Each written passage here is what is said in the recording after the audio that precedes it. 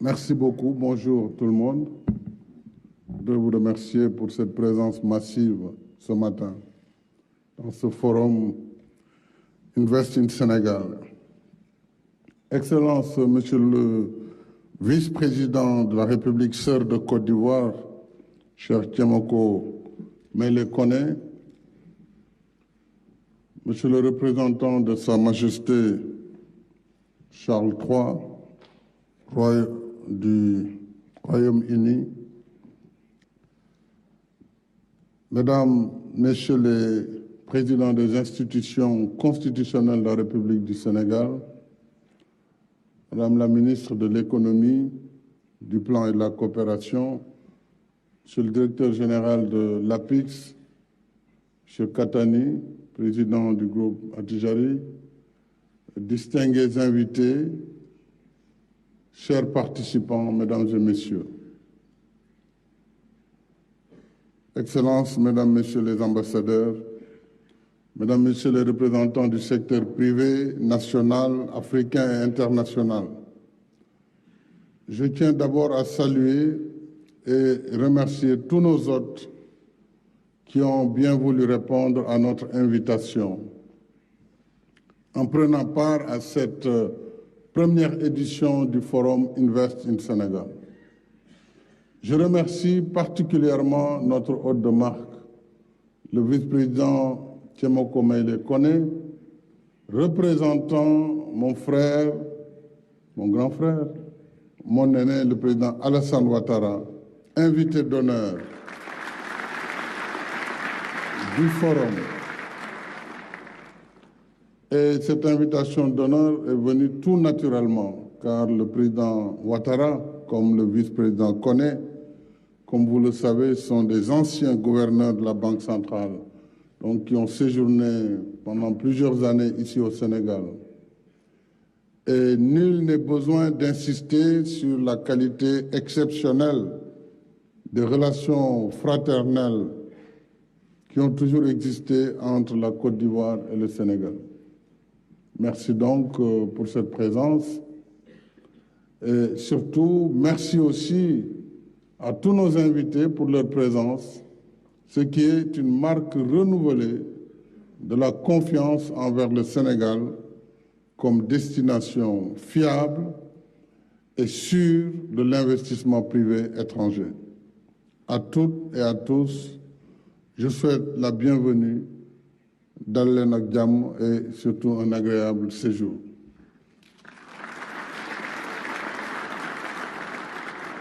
Ce forum, mesdames et messieurs, se tient dans un contexte, vous l'avez rappelé, encore marqué par les effets sévères de la pandémie Covid-19 et par les conséquences d'une guerre majeure qui aggrave davantage l'état de nos économies structurellement déficitaires, faibles en tout cas, mais face aux défis, nous devons rester résilients et combatifs. Heureusement que l'Afrique est très résiliente, sinon elle aurait disparu depuis longtemps. Mais l'Afrique sera toujours là. Et cette résilience, nous l'avons notée dans le cadre du programme d'action prioritaire ajusté et accéléré, le PAP 2A, qui est une des séquences du plan Sénégal émergent, que nous avions lancé en septembre 2020 pour la relance post-Covid-19 et qui est en fin d'exécution en ce moment. Et nous lançons au même moment le PAP 3, dont la formulation est presque achevée, pour couvrir la période 2024-2028. Et je rappelle que ces deux programmes, PAP 2A et PAP 3A, sont des instruments de mise en œuvre du plan Sénégal émergent, qui offre un cadre privilégié de partenariat avec le secteur privé en matière d'investissement. Et malgré une conjoncture mondiale difficile, les fondamentaux de l'économie sénégalaise restent aujourd'hui solides. Elle figure parmi les plus dynamiques de l'Afrique subsaharienne.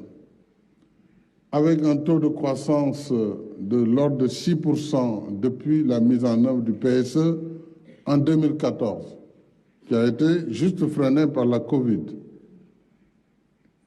Aujourd'hui, grâce aux perspectives d'exploitation de nos ressources pétrolières et gazières, nos projections de croissance sur 2023 vont aller au-delà de 8%. En réalité, nous avions projeté 10% pour la première fois de croissance. Nous serons au moins à 8,3% pour l'année 2023. Cependant, et comme je l'ai déjà indiqué à plusieurs reprises, pour nous, le pétrole et le gaz, donc les hydrocarbures, ne doivent pas servir au Sénégal comme une économie de rente, mais plutôt comme un levier qui doit soutenir et tirer vers le haut les autres secteurs économiques, ainsi rendre plus robuste notre économie diversifiée. Souvenons-nous toujours que, quelle que soit l'importance des revenus que le pétrole et le gaz peuvent générer, ce sont des ressources non renouvelables, donc qui vont s'épuiser. Cela veut dire que nous devons non seulement en faire une gestion prudente, une gestion transparente pour les générations actuelles et futures, mais surtout nous devons déjà nous préparer à l'ère post-pétrole et post-gaz. Nous devons donc continuer à investir dans d'autres secteurs, notamment sur les énergies renouvelables, où le Sénégal aujourd'hui est à 31-32%, ce qui est une performance. Et nous nous sommes engagés dans le cadre du JETP avec les pays du G7 à atteindre 40% d'énergie renouvelable à l'horizon 2030, avec un investissement qui sera de l'ordre de 2,5 milliards de dollars. Nous devrons naturellement renforcer les secteurs, le président Beïdi Agne l'a dit, comme l'élevage, l'agriculture, l'artisanat, mais aussi le secteur minier, le secteur du bâtiment, des travaux publics, le tourisme, où le Sénégal a des avantages comparés, l'éducation, la santé, et y compris le secteur de l'industrie pharmaceutique et des TIC, domaine dans lequel le génie créateur de notre jeunesse dispose de possibilités quasi inépuisables. Mais je dois rappeler, mesdames et messieurs, que notre premier investissement, celui qui doit attirer et faire prospérer tous les autres, c'est d'abord la paix, la sécurité. La paix, la sécurité et la stabilité, mais aussi l'état de droit. Ce sont des préalables sans lesquels il ne peut y avoir ni commerce ni investissement durable. Et partout dans le monde, la paix, la sécurité et la stabilité ainsi que l'état de droit sont les piliers fondamentaux d'un environnement attractif des affaires. Ce sont les clés qui ouvrent la porte au commerce et à l'investissement. C'est ce que tout investisseur avisé cherche à évaluer avant de miser sur un pays. Il est donc de la responsabilité primordiale des pouvoirs publics, avant toute chose, de veiller au maintien de ces fondamentaux. Et c'est ce que nous continuerons à faire au Sénégal.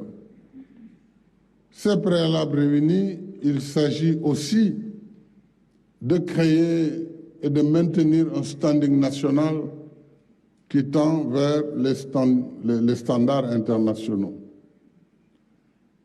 Ceci pour stimuler l'investissement en mettant en avant nos atouts, mais aussi en identifiant objectivement nos fragilités. Et Dieu sait qu'il y en a, des fragilités, il y en a beaucoup, qui doivent être améliorées.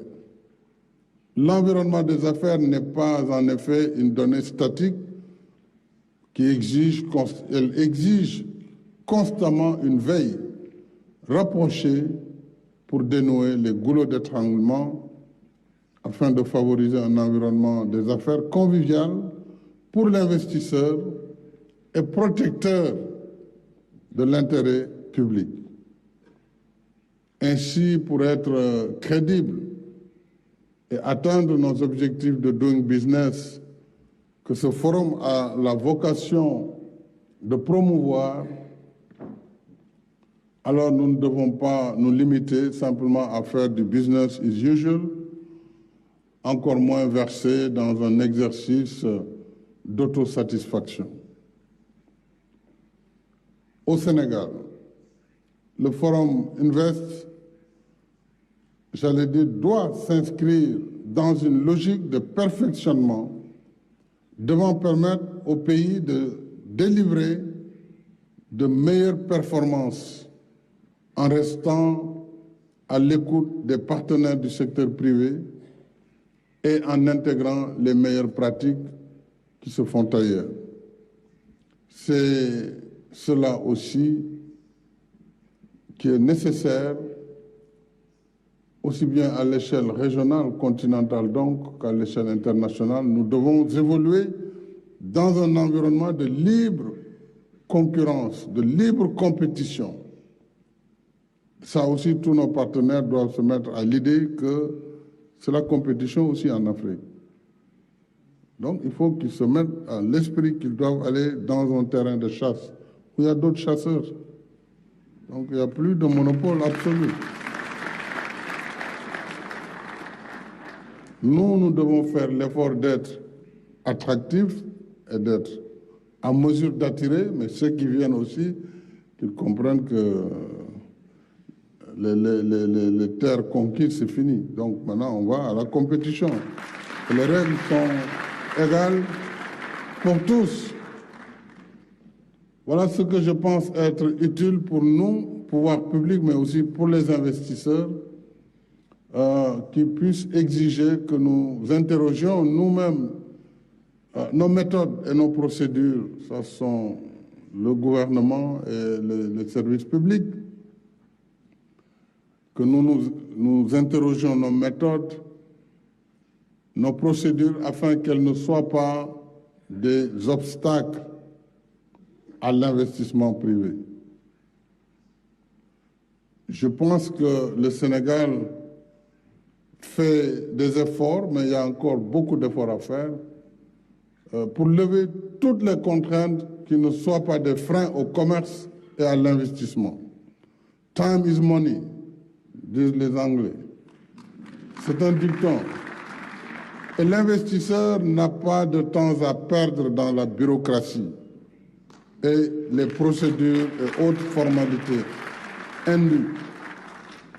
Ainsi, notre programme de réforme de l'environnement des affaires et de compétitivité vise à faciliter les procédures administratives, à protéger davantage les droits des investisseurs et à offrir des incitations fiscales et douanières. Tous les jours en Conseil des ministres, on revient sur ce débat. Donner les facilités. C'est vrai que pour les ministères des Finances, je comprends leurs difficultés parce qu'ils reçoivent des pressions de partenaires, notamment du Fonds monétaire. Il y a trop d'exonérations, il y a trop de ceci, il y a trop de cela. Mais je leur ai dit, c'est une question d'école. Si l'État fait les infrastructures que nous faisons, qui viennent d'être projetées, si nous avons assez d'argent, on le met dans le budget, donc on met tout en TTC, il n'y a pas de problème, c'est l'État qui paye. Ou alors, c'est l'État qui se paye. Ou alors, on enlève cette fiscalité et on considère que ce n'est pas des donations qui sont faites, mais c'est l'État qui travaille pour lui-même. Et donc, il peut se passer de la fiscalité. Je pense que c'est une question d'école.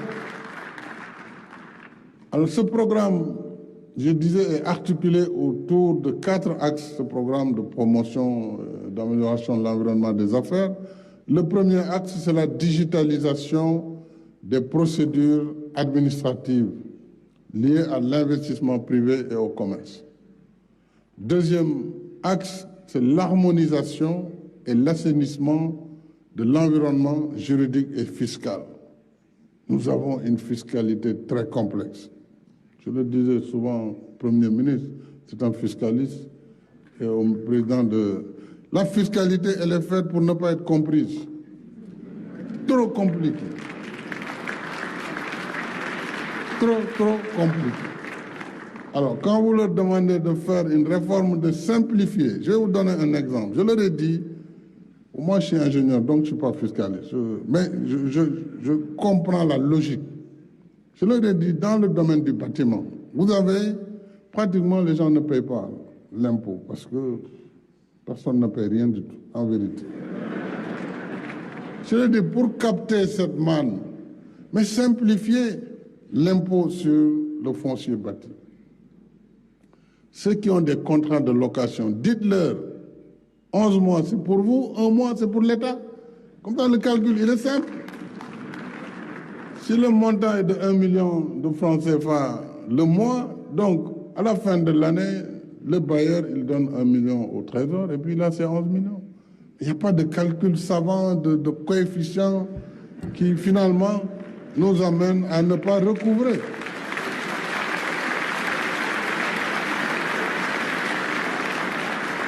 Bien sûr, il faudra du courage pour les services, parce que c'est de grandes corporations qui ont fait des études très importantes, donc ils ont besoin de prouver chaque fois que les études... Voilà, mais vraiment de grâce, qu'ils nous aident dans des calculs très simples, addition, soustraction, et puis on passe à autre chose. Alors donc, nous aurons à réformer le code de douane, qui est aussi un code très dur, hein, très répressif. C'est peut-être normal, mais enfin, il faut améliorer. Le code des impôts, le code des procédures civiles, les codes. Et les juristes nous fatiguent beaucoup aussi. Hein. Mais ça, c'est partout dans le monde, les juristes. Alors, troisième axe, c'est l'amélioration de la compétitivité des facteurs de production. Alors, c'est là où bientôt le Sénégal aura des avantages comparatifs avec l'arrivée du gaz, le gas to power, le développement des énergies renouvelables pour rendre notre électricité beaucoup plus compétitive, donc l'économie plus compétitive de façon générale. Les facteurs aussi tels que le foncier, et grâce au développement des zones économiques spéciales, nous pourrons mettre à disposition du foncier pour ceux qui veulent investir. Mais pas du foncier aussi pour ceux qui vous amènent des projets PowerPoint, pour avoir le foncier, s'arranger pour avoir un titre foncier et en faire de l'argent cash. Ça, on ne peut pas non plus, il ne faut pas favoriser ce genre d'opération. C'est pourquoi j'ai dit, même pour les 100 000 logements, quand vous donnez 50 hectares, 100 hectares, il faut une clause. Si dans 4 ans, rien n'est fait, on reprend notre terrain. Il faut que ce soit clair. On ne veut pas non plus geler les zones, le foncier national pour des gens qui ne vont pas investir, qu'ils soient nationaux d'ailleurs, comme étrangers. Sur ce plan, je pense qu'il nous faut préserver le patrimoine foncier, mais il faut mettre le foncier à la disposition de ceux qui veulent entreprendre et investir. Quatrième axe, et non des moindres, c'est la promotion de l'investissement à fort impact dans les pôles de développement, les pôles urbains comme Diamniadio. Il y a 10 ans exactement, il n'y avait rien ici. Et tout ce que le film a montré date de moins de 10 ans, 7 ans. Donc cet investissement est important et pour cela, il faut aussi un nouveau cadre juridique sur les partenariats publics-privés et nous venons de le faire. La loi sur le contenu local, vous l'avez rappelé, M. Agne, pour soutenir le secteur privé national. Et il m'a fallu beaucoup me battre pour permettre que le IPP puisse être fait par des Sénégalais. Ça a été très difficile. Bon, mais c'est fait. Parce que j'ai dit, c'est un choix souverain de politique. c'est une préférence nationale. On va les pousser, on va voir. Ils ont pu, finalement, avec beaucoup de dextérité, de difficultés, finalement, avec 2 IPP, un de 300 MW, je crois que c'est West Africa Energy, et un autre de 250 Ndar Energy. Voilà, pour la première fois, des Sénégalais pourront être des investisseurs dans le cadre du pétrole.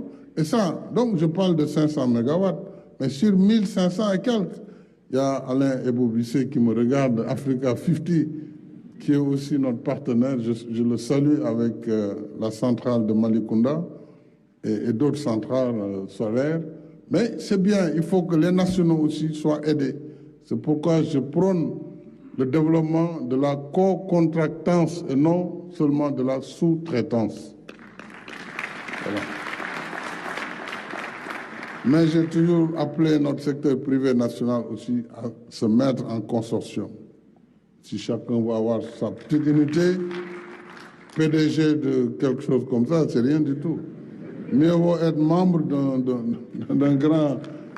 grande entreprise où au moins vous avez des dividendes qui tombent à la fin de l'année. Donc, je pense qu'il y a des efforts qui sont faits, surtout dans le oil and gas, et ça va aider à renforcer les capacités de notre secteur privé national, du secteur privé africain qu'il faut susciter, parce qu'il y a de l'argent en Afrique.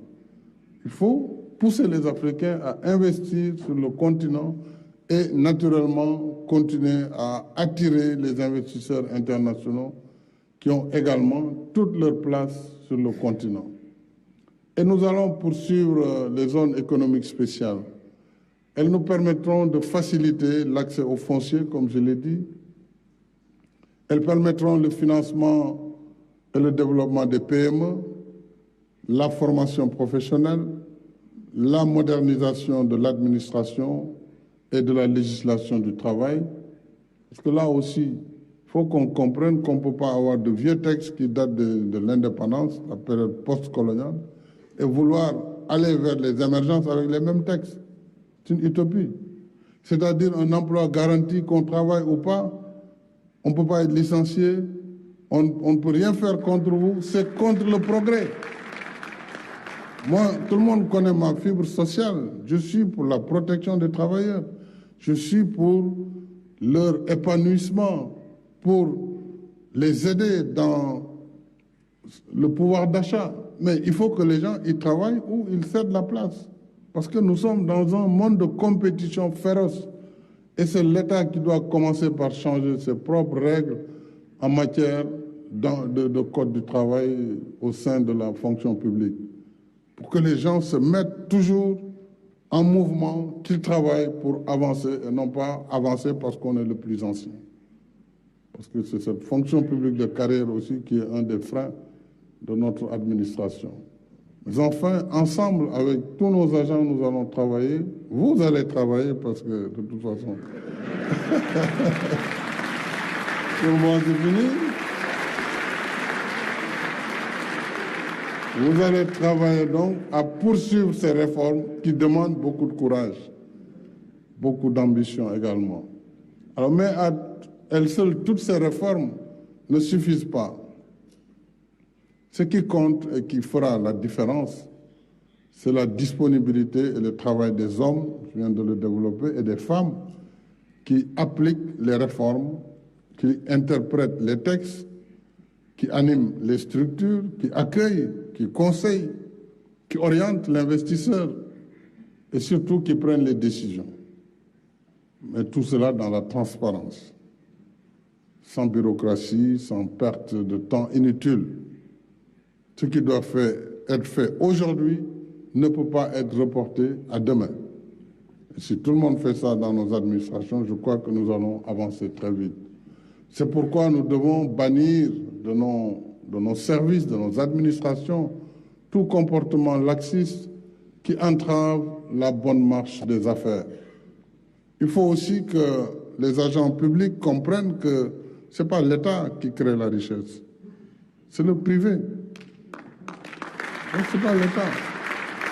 Même si nous voulons collecter de l'impôt en dehors de l'impôt sur les salaires, ce qui est quand même assez faible, Mais il faut qu'il y ait des activités qui marchent pour avoir la TVA, avoir l'impôt sur le bénéfice. Donc, on doit respecter l'investisseur et l'aider à développer son activité. À l'endroit de nos partenaires étrangers, je voudrais surtout dire notre détermination à bâtir ensemble de nouvelles dynamiques de confiance pour un nouveau regard sur l'Afrique et sur les Africains. Pour une économie mondiale essoufflée, l'Afrique en construction, que j'appelle l'Afrique des solutions, cette Afrique-là qui fait 30 millions de kilomètres carrés, où tout est à faire, tout. Les routes, les chemins de fer, l'eau, l'électricité. Cette Afrique offre une formidable source d'opportunités et d'investissement. C'est aussi un acteur qui demande de plus en plus de rapports, de partenariats plus qualitatifs et plus équitables pour une croissance et une prospérité partagée. J'apprécie beaucoup ce que le représentant britannique a dit. Vous savez, nous, on est francophones. D'habitude, on évolue dans nos milieux. Mais bon, quand on commence à enjamber et à aller voir aussi du côté du Commonwealth, ou de la Turquie, ou de la Chine, voilà. Parfois, on dit, oui, mais le Sénégal, là, il va où? Mais il va dans la mondialisation. Il faut aller regarder partout ce qu'il y a de meilleur. J'avoue que nous avons une coopération très dynamique. Bien sûr, celles avec nos anciens partenaires sont une coopération de qualité. De qualité, parce que tout ce qui a été fait ici, en réalité, nous l'avons beaucoup fait avec le multilatéral,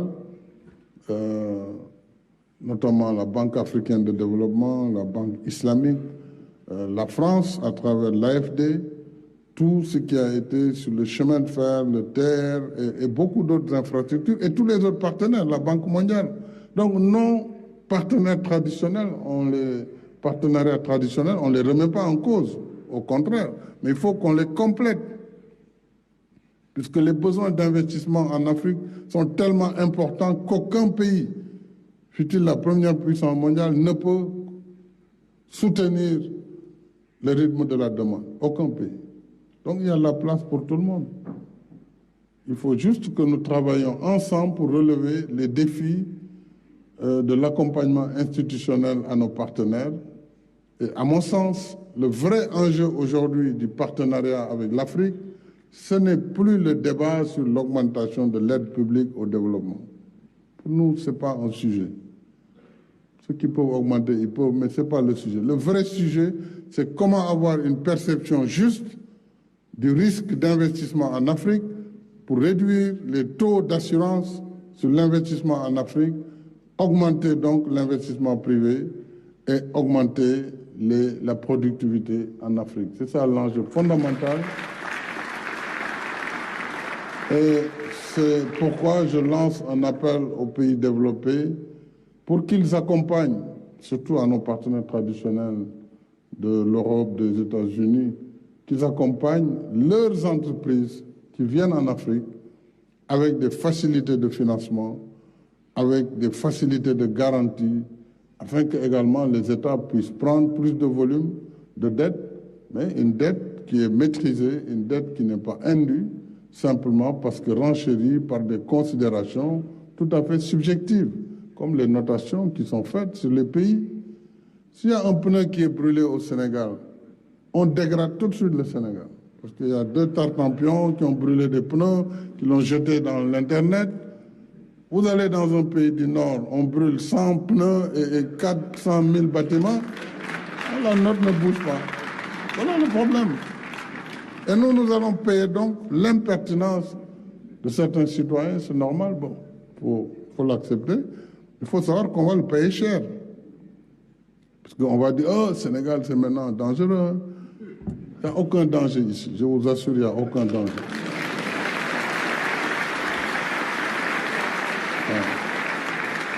Mais le combat, c'est ça, changer la perception sur le risque en Afrique. Si on le fait, vraiment, c'est gagnant pour vous, c'est gagnant pour les partenaires, c'est gagnant pour les pays, et c'est gagnant pour l'Afrique. Donc, mes chers amis, je pense que je vais m'arrêter là puisque déjà il y a eu du retard dû un peu à mon arrivée tardive et certainement nous allons poursuivre les discussions. Je suis en tout cas très heureux de pouvoir vous donner l'assurance que le Sénégal se prépare à accueillir l'investissement privé et dans le pacte 3 justement, l'essentiel des besoins vont être orientés dans l'investissement privé pour le Sénégal et je vous remercie de votre aimable attention.